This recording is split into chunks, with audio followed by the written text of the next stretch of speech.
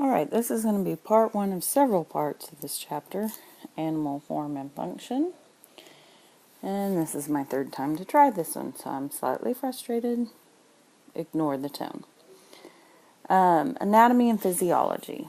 So anatomy is structure.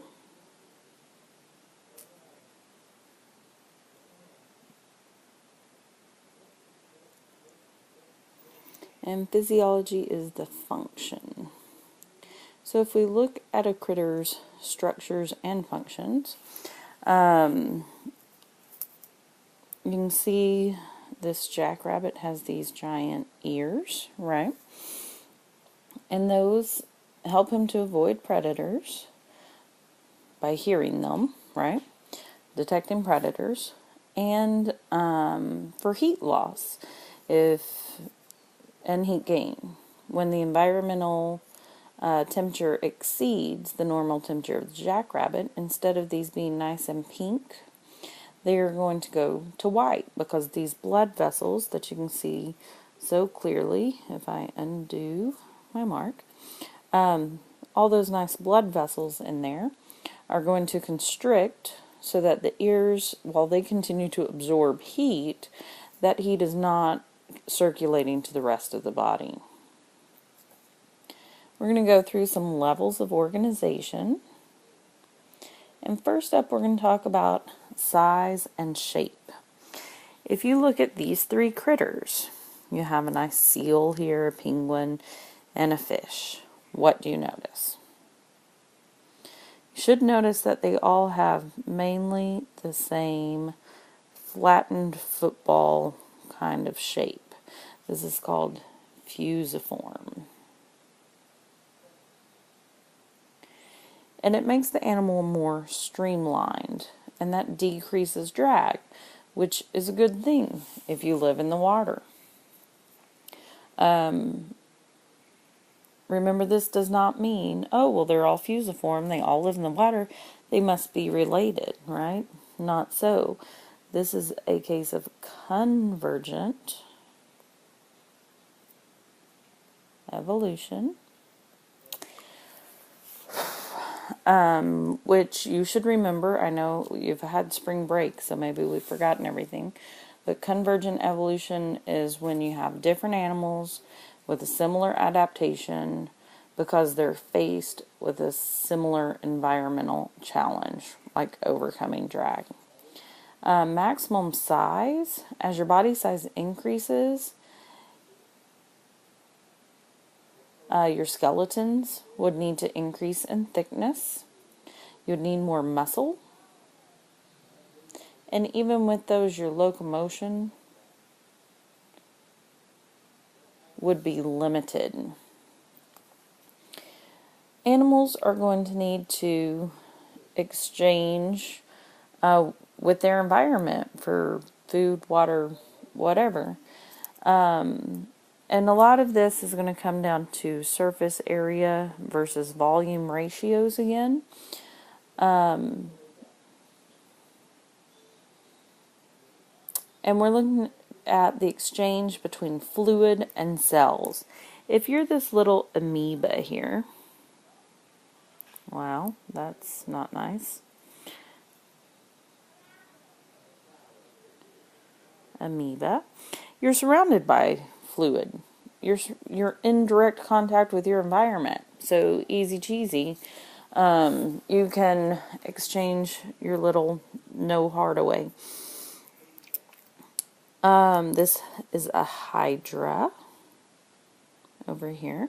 It's related to jellyfish. They have a gastrovascular cavity with one opening, so it's pretty much like having a stomach, and that's your mouth and your anus. But you're going to have the environmental water in there, so exchange is going to occur here and here. Again, all tissues are bathed in the environment. If you look at multicellular critters, if you look at something simple like a tapeworm, they are living in someone's intestine and absorbing food from that person's intestine. And so all these proglottids are nice and flat, and that is to increase surface area. Increase surface area. If you look at something more complex like a whale, they're going to have to, or even humans, they're going to have specialized surfaces that are extensively branched or folded, and they're going to be inside the body to protect them from abrasion and dehydration. We have so many surfaces. If you look at the exchange surfaces of the digestive, circulatory, and respiratory systems, they have 25 times the area of that of your skin. And these cells are bathed in interstitial fluid. Interstitial fluid is pretty much the exchange between your circulatory system and your cells. That's how you get nutrients and waste in and out of your cells. Benefits of complex bodies. Exoskeletons are great for protection. Sense organs provide detailed information about an organism's environment.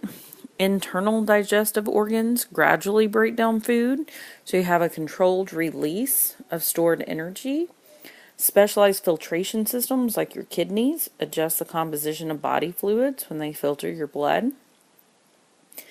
And complex bodies are a good fit for land animals because their environment is so highly variable that it allows them to control their internal environment.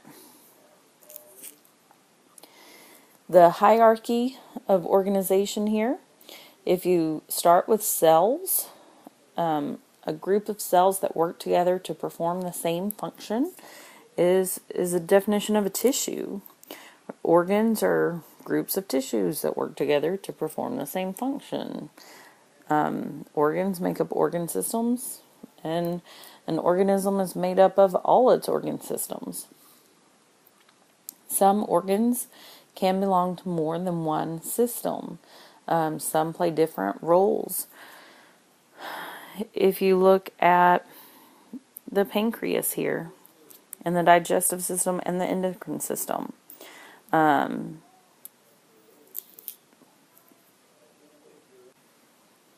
your ovaries and testes would also be included in your endocrine system. So this is just a quick rundown of some of your main systems. We're only going to focus on a few of these, but you should remember from when you were a biology baby, the organ system, the main components, and its main function. If not, memorize this.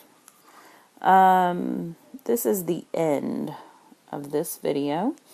It was going to be really, really long, so I've split it into 2 parts. So let's see if I can get this one to work now.